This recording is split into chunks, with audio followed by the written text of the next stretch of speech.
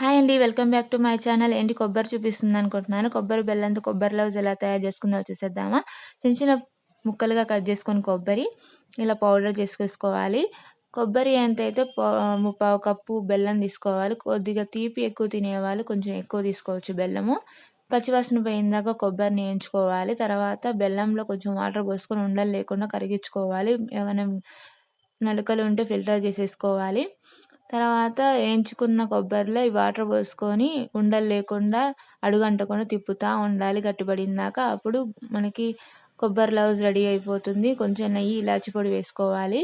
ప్లేట్‌కి నెయ్యి రాసుకొని ఇలా అచ్చులాగా పోసేసుకొని 2 గంటలు తయారయ్యాక తర్వాత రెడీ అయిపోతుంది కొబ్బరి లవుజ్. ఇది చిన్న చిన్న ముక్కలుగా చేసుకొని ఒక బాక్స్‌లో స్టోర్ చేసుకుంటే చిన్న పిల్లలకి, పెద్దవాళ్ళైనా తినొచ్చు. ఈవినింగ్ స్నాక్స్ రూపంలో పిల్లలకి బాక్స్‌లో పెట్టుకోవచ్చు. నచ్చితే లైక్ చేయండి, షేర్ చేయండి, సబ్స్క్రైబ్.